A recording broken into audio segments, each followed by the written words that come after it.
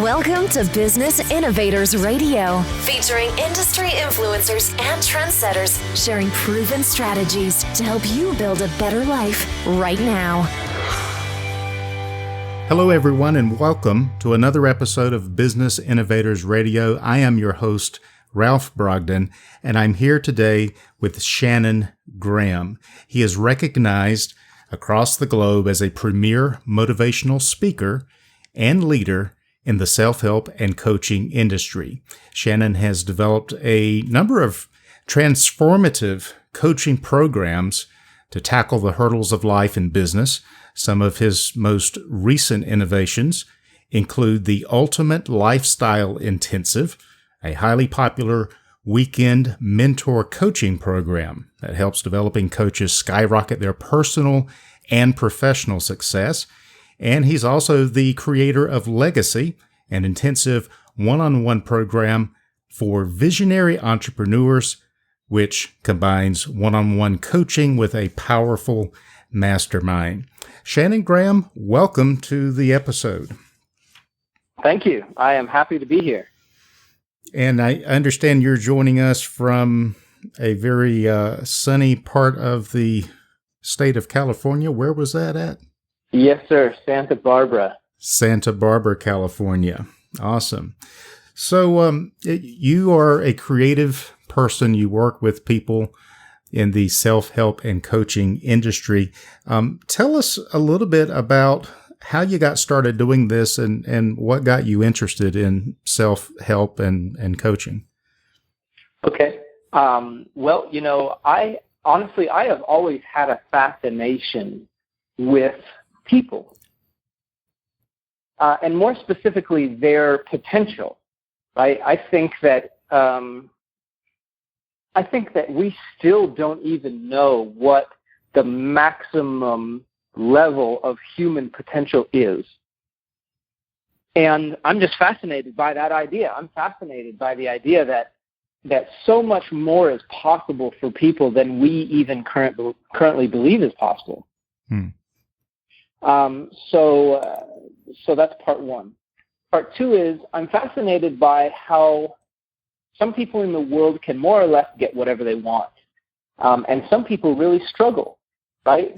But what's the difference? If we really boil that down, what we find is that it really doesn't have anything to do with connections or resources. It really has to do mostly with resourcefulness. And what I love about that is that it levels the playing field. All of the excuses that most people have of, most successful people have connections or resources.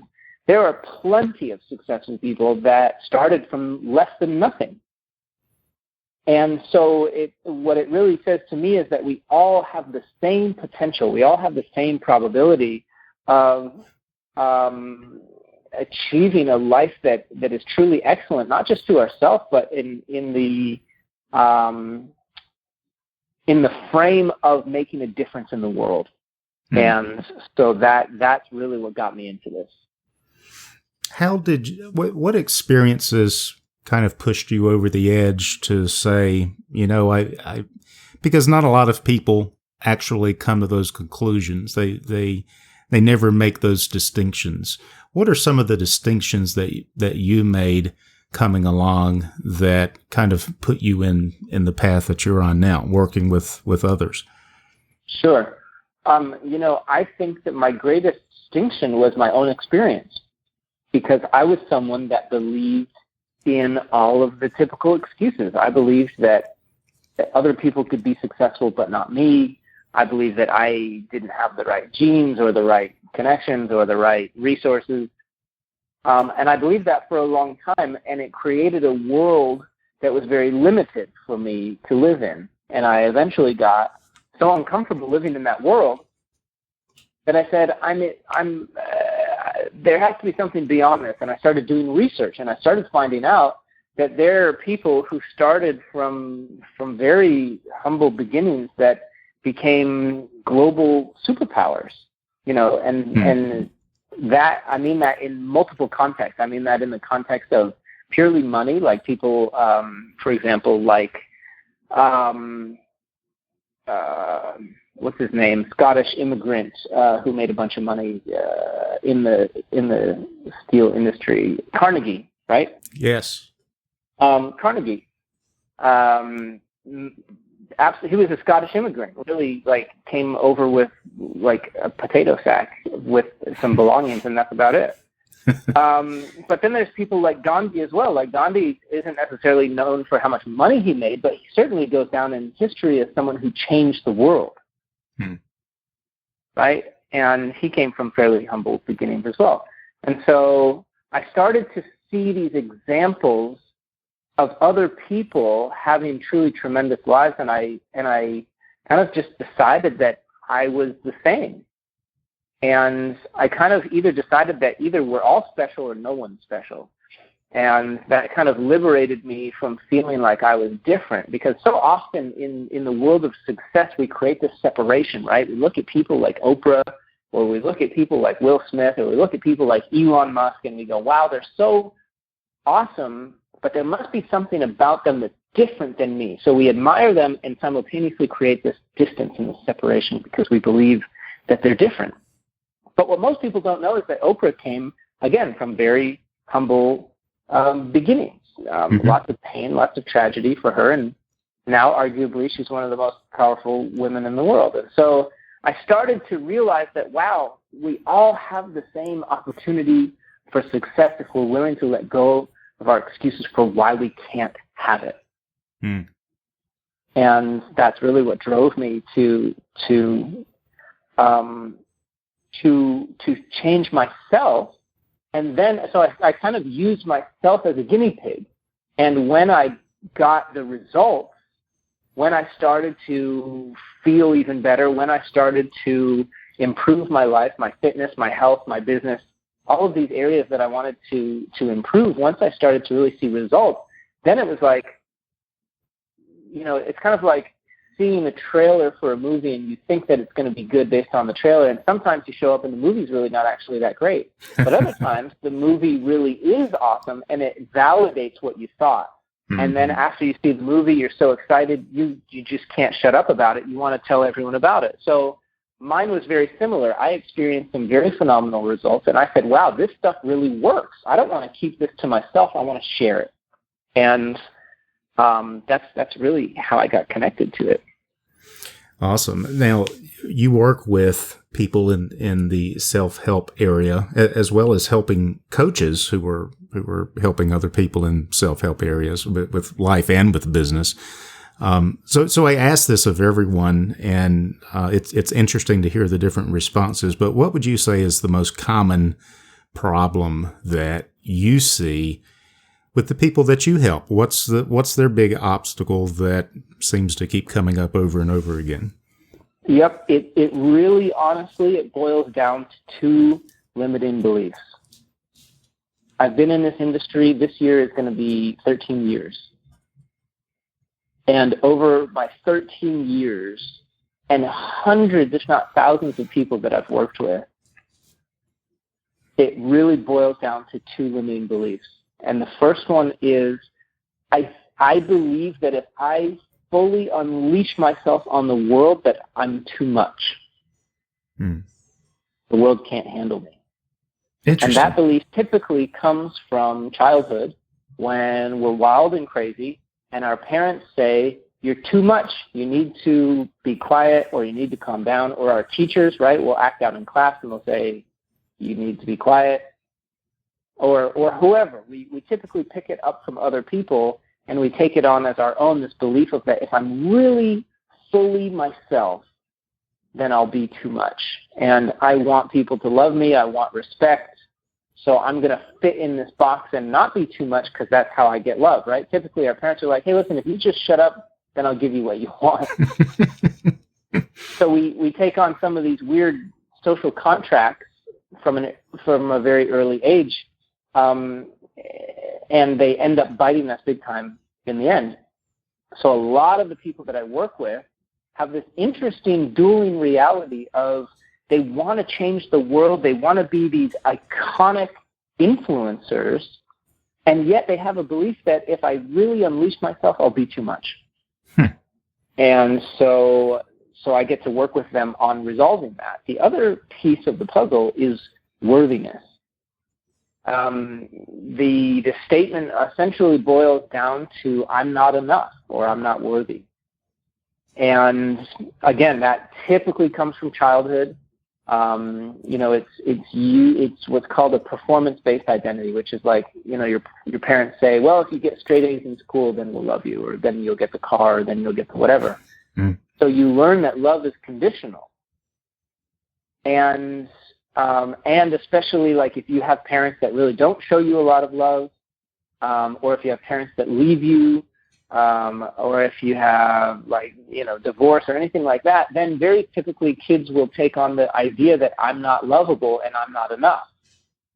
And so when you're wanting to create a reality where you're changing the world, but you're also changing your world, right? You're taking your financial abundance to a completely different level. You're taking your joy and your fulfillment to a completely different level. You're taking your relationships to a completely different level. You bump up against this belief of, well, who am I to want that, because I'm not enough. And so you downplay your desires to kind of just be okay and get by.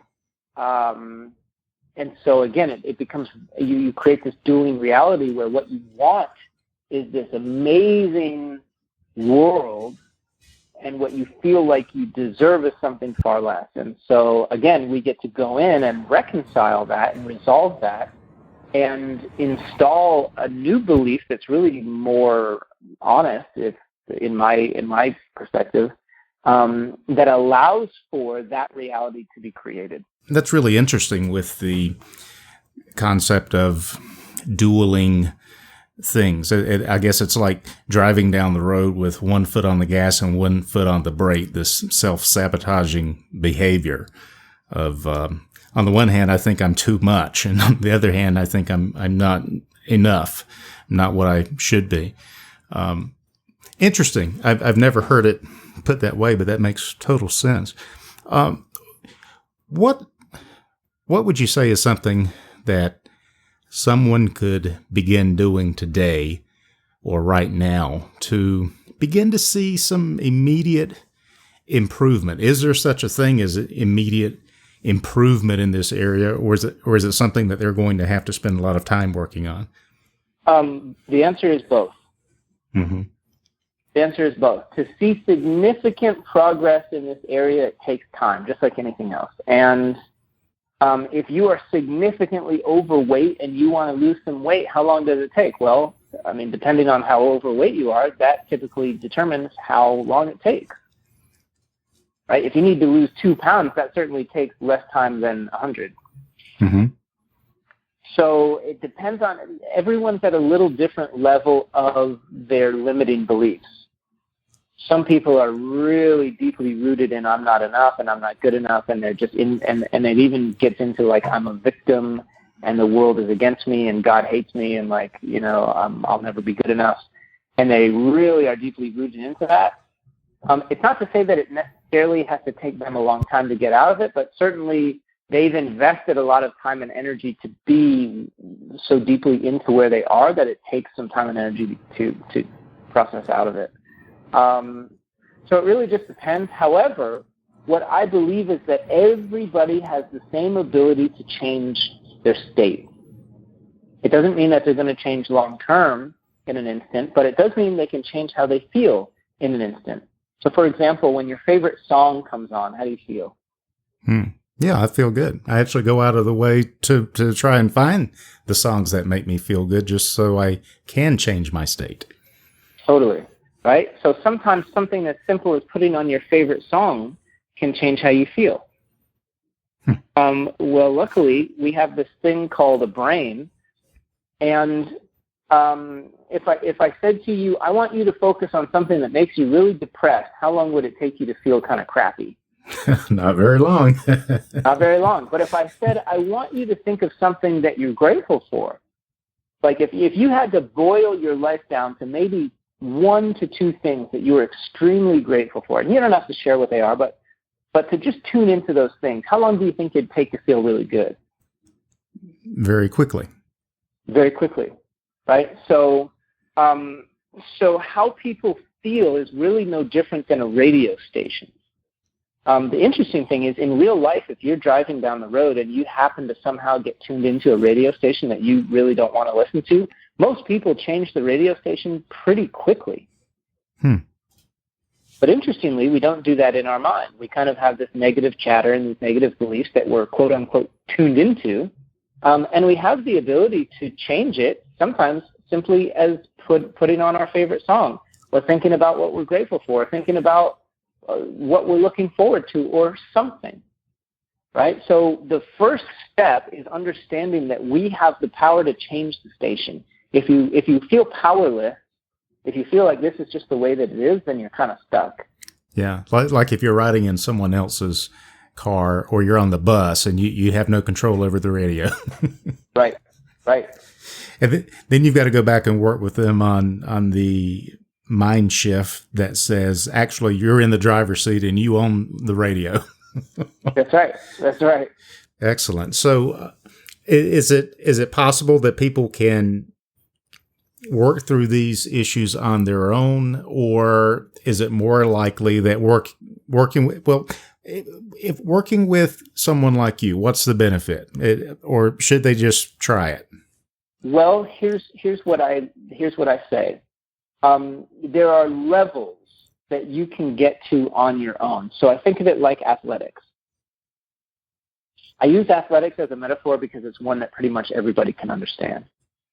If you picked a sport, like do you have a favorite sport that either you like to play or that you enjoy watching?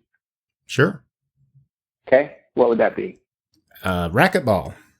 Okay, racquetball. Let's say that someone, not you, but somebody decided one day that they wanted to get good at racquetball. And they were really determined and really committed and really serious. Could they learn a lot on their own? Sure. Yeah, of course, right? Especially now with the internet, like I'm probably sure there's like at least YouTube videos, if not online courses and whatever. Mm-hmm. You can get pretty far on your own. Let's say that you wanted to be the world champion of racquetball. Let me take that back. Let's say that you are the world champion of racquetball. Is it safe to assume that you probably had a coach to help you get there? Yeah, that would be a good assumption. If I want to get to a championship level, I probably need a championship coach. Totally. I don't know of any gold medal winning Olympic athletes that got there without a coach. And in fact, I've done the research. It doesn't exist. Mm-hmm. However, I know people who have gotten to the Olympics by themselves. It's very rare, but it's possible. But I don't know of a single person who has a gold medal or multiple medals in the Olympics that didn't have a coach.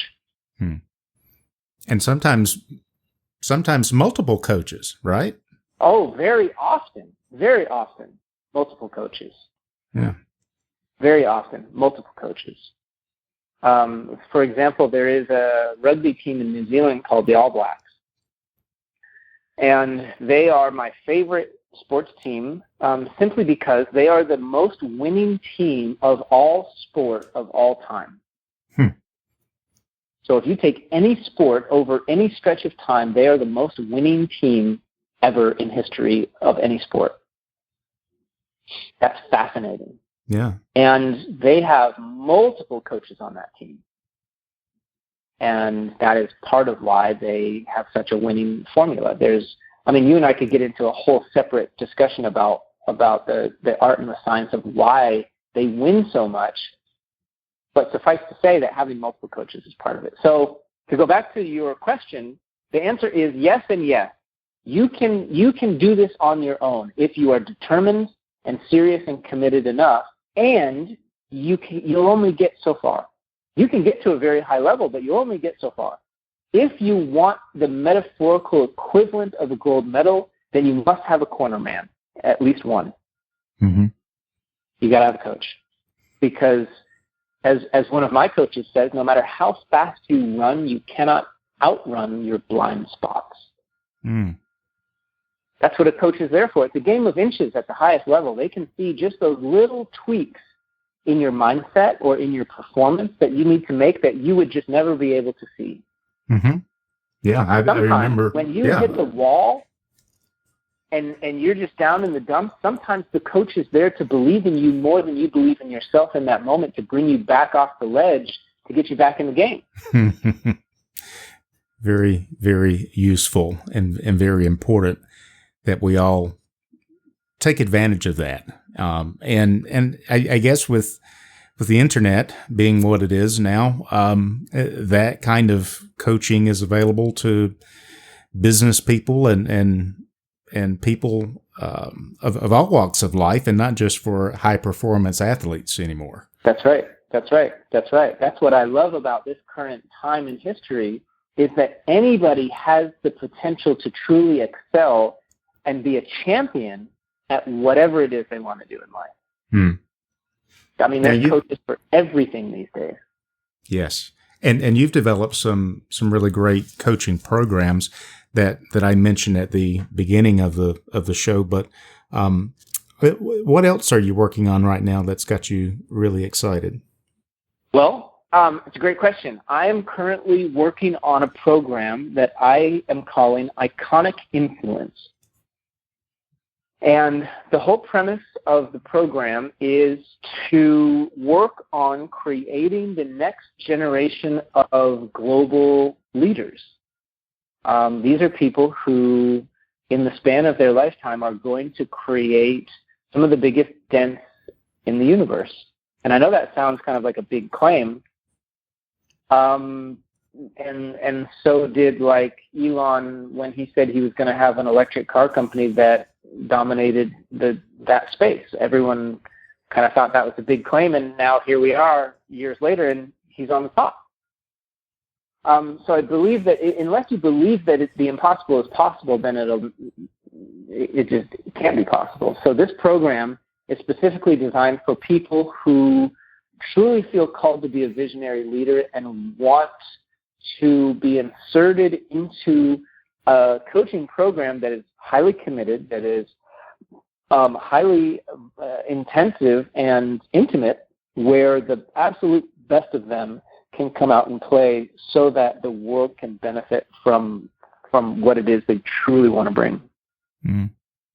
Excellent. And very much needed in the world that we live in, to train that next generation of leaders and to get them educated and ready to change the world. Well, I know that a lot of our listeners are going to want to find out more about you and the things that you offer. What's the best way for them to reach out and connect with you? The two best ways to connect with me, first and foremost, is just on Facebook, actually. So just find me on Facebook, Shannon Graham, and the second best way is through my website, which is just shannongraham.com. Excellent. Any final thoughts or words of wisdom that you'd like to share with us today? There is a quote by Buckminster Fuller that essentially says, what is it that you feel called to do that unless you do won't get done? I'm kind of butchering it a little bit. I don't remember it word for word, but essentially the idea is, what is it that you feel called to do that if you don't do, probably won't happen?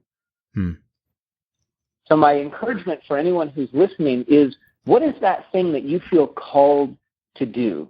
And don't judge it and don't doubt it. Just let yourself dream, even for a moment. What's that thing that you feel really called to do?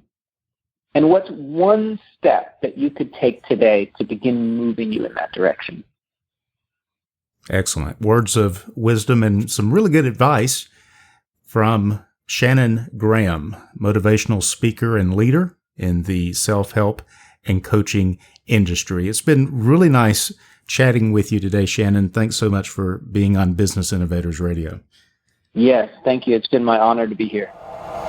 Thanks for listening to Business Innovators Radio. To hear all episodes featuring leading industry influencers and trendsetters, visit us online at businessinnovatorsradio.com today.